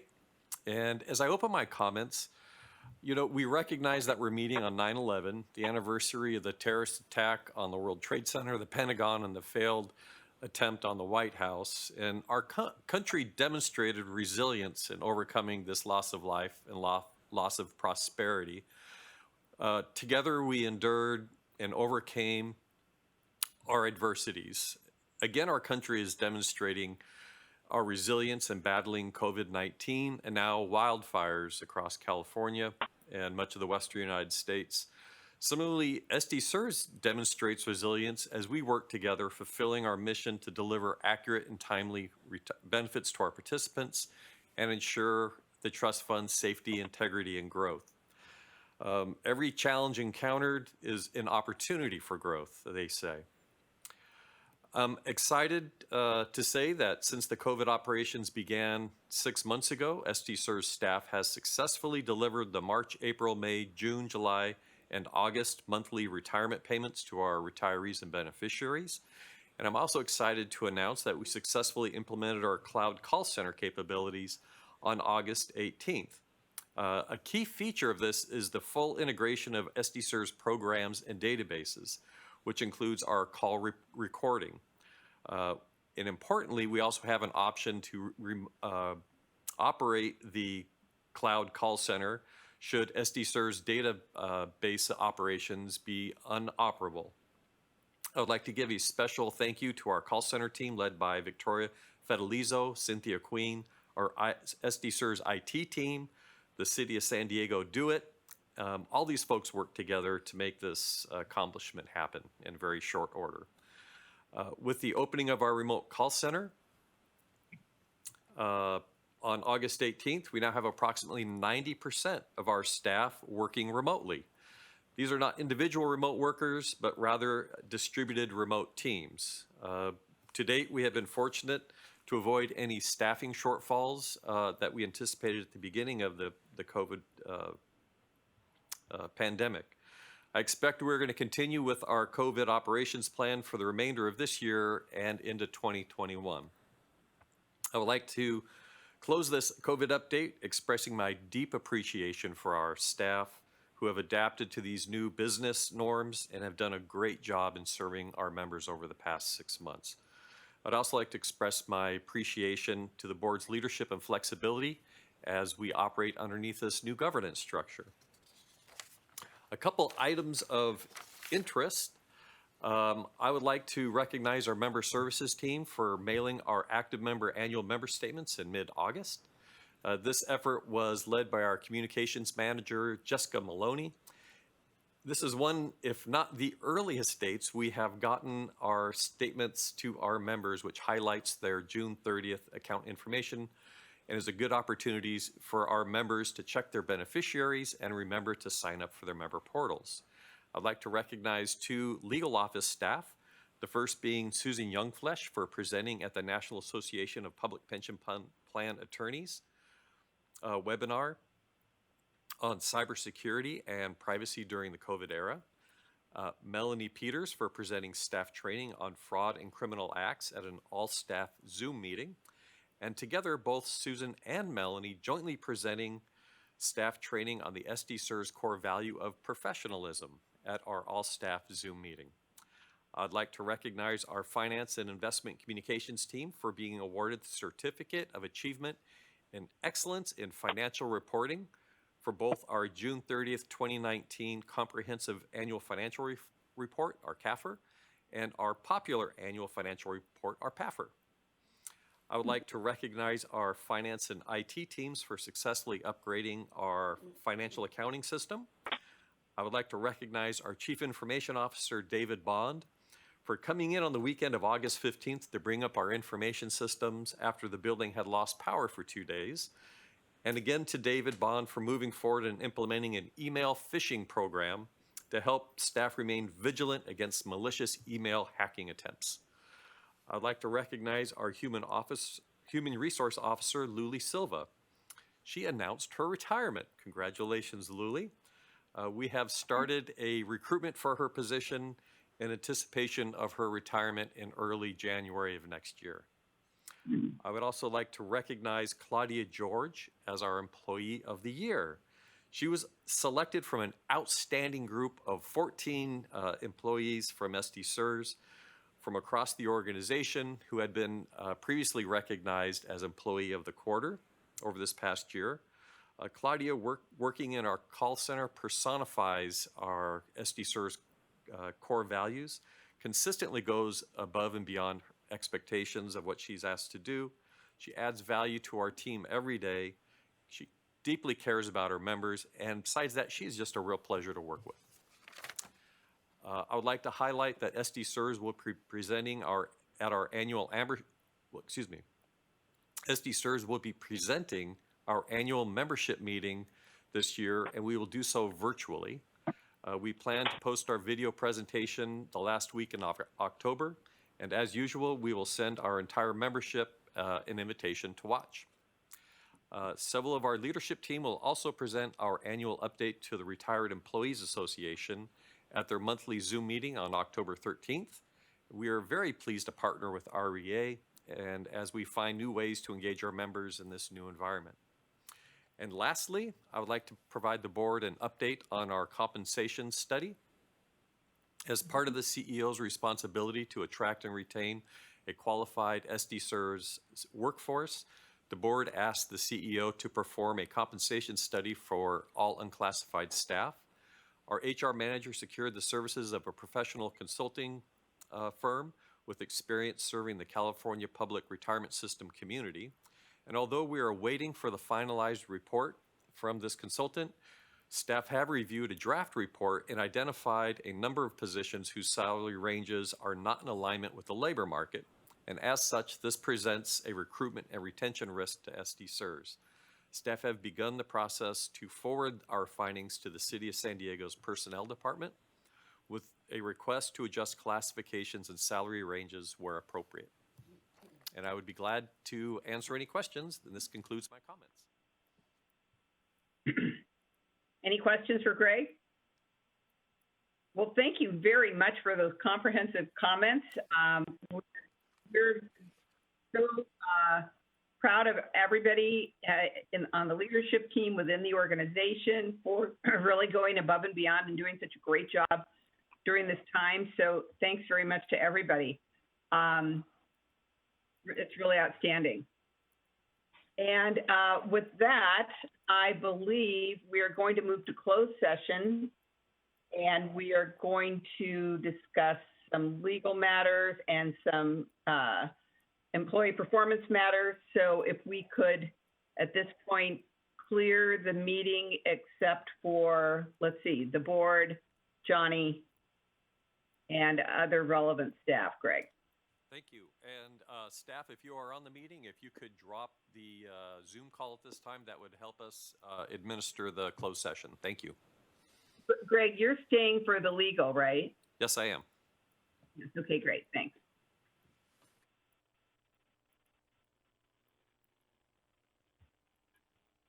And Cynthia's going to let us know when we're in position.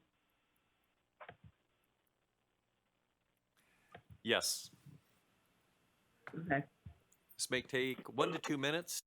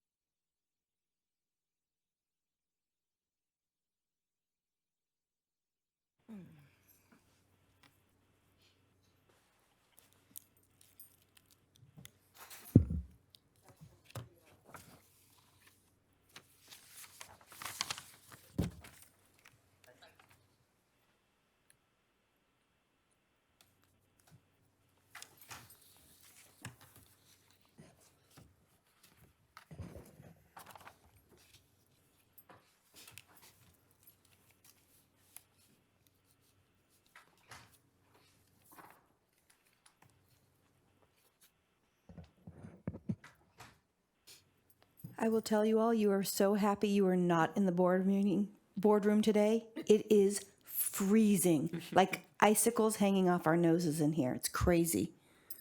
Oh. So Martha, when do you anticipate that we're going to be back full staff in the building? That is a very good question. So the city started a task force and they asked us to be part of it as well. The city has no timeline and we don't have a timeline right now. I would say what we've been telling staff is we don't anticipate until after the first of the year, after the first of the calendar year would be the earliest we would expect that. But we are working on a plan. We do have some staff in the office, but for example, last week when I was here on Wednesday, there were 3 of us in the office. So we really are a skeleton crew of just what we need to have in the office to get the work done that has to be done in the office. And outside of that, we're waiting. We've moved staff around. We could bring everybody back in right now and meet all of the CDC guidelines for distancing. But at this point, because it is working well with staff teleworking, we don't see the need to bring them in and expose them to that if we don't have to. So long answer to your question, which is we don't have a date yet. We are still watching to see what happens. This is George. I was discouraged to see that Dr. Fauci thought that this could go on until the end of next year, 2021. That's a real downer for me. It just came out today. Oh, really? Okay, what's the status of going back into open session? We are ready to go back in open session. Okay, well, let's go back into open session.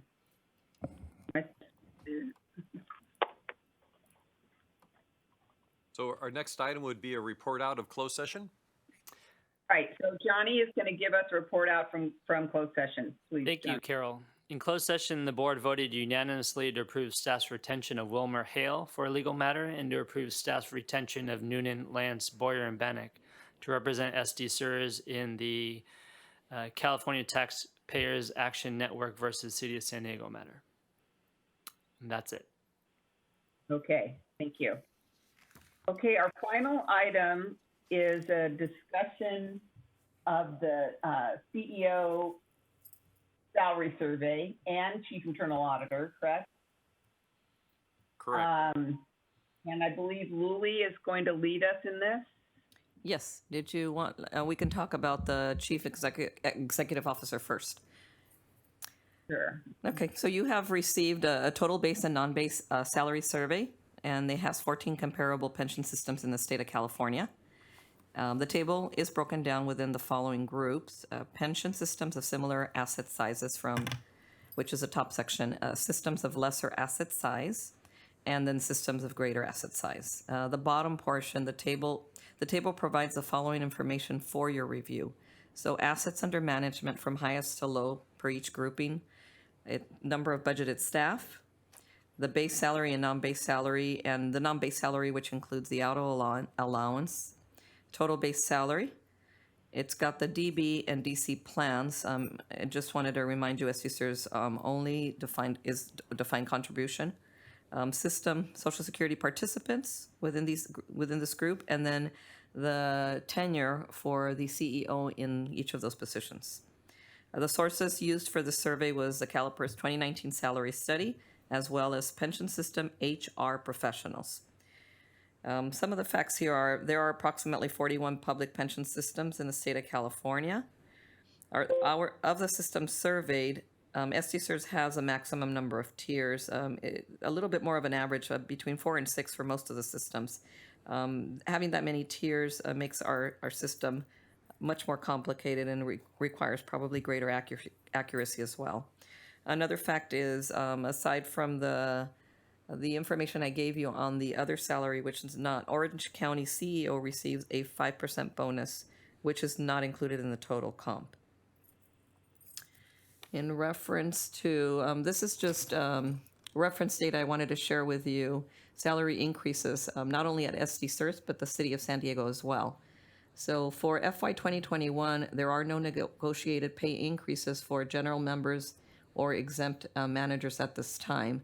The city HR has negotiated with all of the unions. There are a couple of unions that are in impasse, and all of the rest of the unions that they have negotiated with are not doing any salary increases for this year.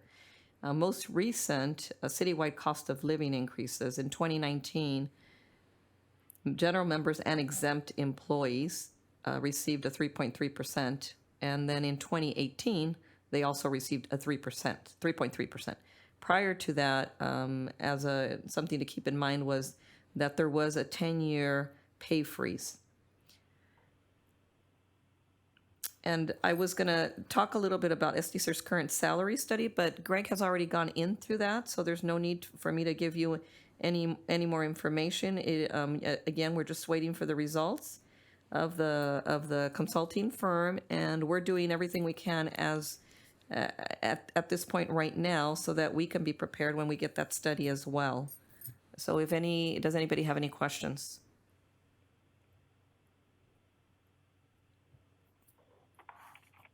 Okay. Don't hear any questions. So does anybody have any observations they want to share about Greg's current salary and the data we've been provided?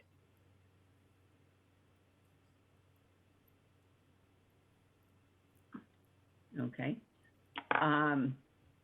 Hear no comments. Obviously, well, let me just say it's a challenging time to increase people's pay, as was just referenced for the other parts of the city. And in my view, Greg looks well positioned in this peer group currently. Obviously, he received a nice increase last year, and I would think we would just leave things as they are currently. I would agree with that. I agree. Does anybody know what his expectations are? Wait, is he present? Sorry. Yes. You're present. Yeah, I thought so. This is a public. Would you like me to share my expectations? Yes. I feel very blessed that the board made my compensation competitive last year, and I don't see any reason to expect any compensation adjustments this year, because I am being well compensated within the labor market, and also because of the struggles of our plan sponsors who are not compensating any of the people that we serve. I don't see any reason to expect any salary adjustments for the CEO this year. Well, then I can agree. So unless I hear a motion or something else, I just want to, if I can go ahead. just a quick comment. We did a lot of the discussion, that we had offline, and so I just want to make it really clear. From my perspective, and I think I'm summarizing the way the rest of the board feels, Greg, I think you've done an outstanding job. If the issue was just based on a straight merit issue, or based on your performance, especially this last year when we think you just everything was fantastic in terms of what you had to deal with and how you rose to the occasion, I think that we'd be having a different discussion. I also want to thank you for your observation, because I think it's both astute, and I think it also helps, because I think for those of us who have been struggling with wanting to recognize you in some form or fashion, but then struggling with your placement and with what's happened this past year, I think you certainly helped a lot of us out. So again, kudos to you. But I want to make sure that, since this is the open session, that people understand you've done a phenomenal job in a very tough year. And I want to make sure people don't think that whatever the decision happens here is a reflection of that. It's not. You've done a fantastic job regardless. Thank you. Well said, Tanasi. Thank you. Anything else? Okay. Hearing no further comments or motions, I think that this matter is concluded. Okay. And let's see, next we're going to discuss the internal auditor. When, do we have that, when did we get that document? Lily, or it's in the package, is that right? It's in the package. Yes. Sorry, I'm sorry, I'm got too many pieces of technology here. Right, sorry. Okay. Any comments, Lily? Yes, let me just go ahead and make some comments. So the table is separated, this particular table is separated into two sections, and the top section is broken down by pension systems in California with embedded internal auditor positions, and there's approximately 5 of them at this time. The table is in order by value of net assets, again, high to low, number of staffing, and base salary. So the bottom section are SDCERS plan sponsors, not comparable in value of net assets, sponsors, participating agencies, or tiers. The data was also collected from the HR agencies surveyed, as well as Caliper's 2019 study. And I just wanted to make a couple of notes on this one. SDCERS is not included in the study this year. They have contracted out the audit manager duties and responsibilities to a firm, and the position is no longer budgeted. SDCERS budgeted for 3 audits totaling $105,000 for this year. 2 key differences between the SDCERS chief internal auditor and plan sponsors. Staffing is one, and you'll see that they manage and oversee the work of auditing managers. And then the scope of work is larger, not necessarily more complicated, but much more larger.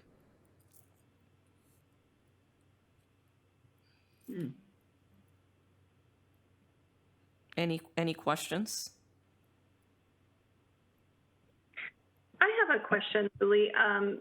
For the other plans of like size, do you typically have the chief internal auditor overseeing a more junior auditor?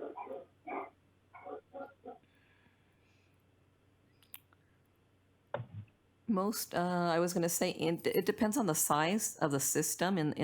For instance, Los Angeles City Fire and Police, they're a very large system, so you will see that in the larger systems. And some of the smaller systems, as you can see in San Bernardino, there's only 1 audit staff person, and maybe Orange County has 2.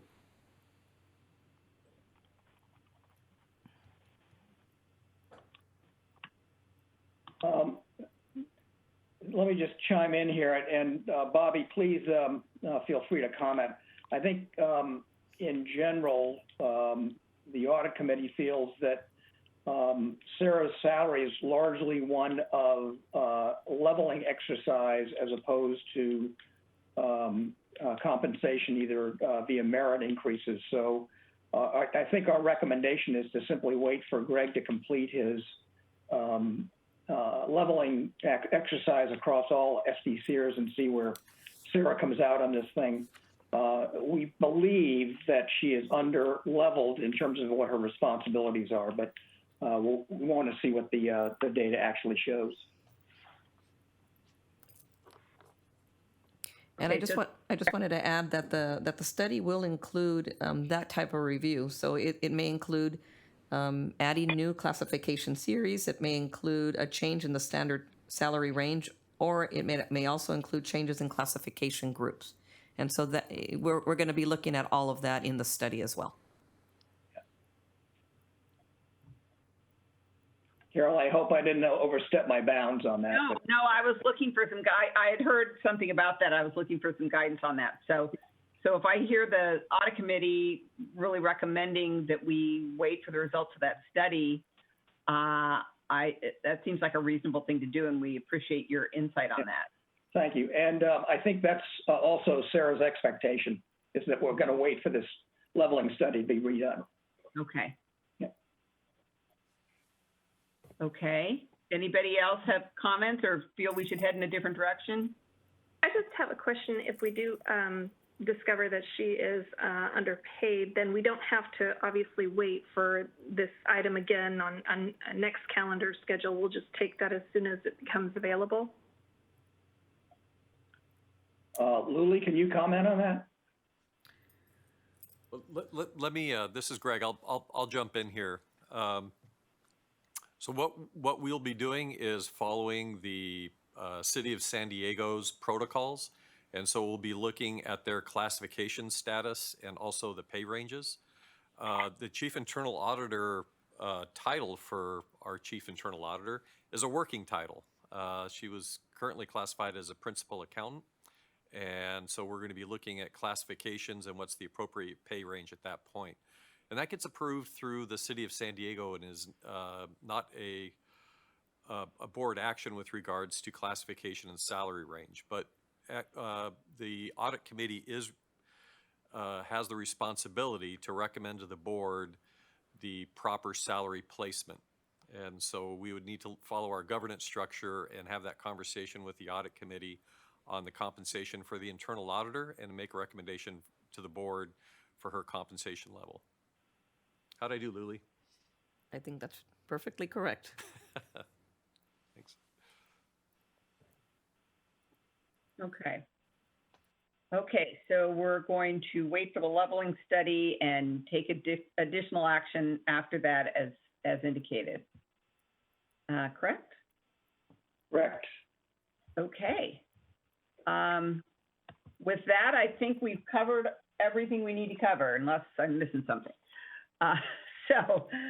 So I would like to thank everybody for participating today. I would like to thank the staff for, as always, doing an excellent job of putting this meeting together and conducting it in this fashion, which isn't always easy.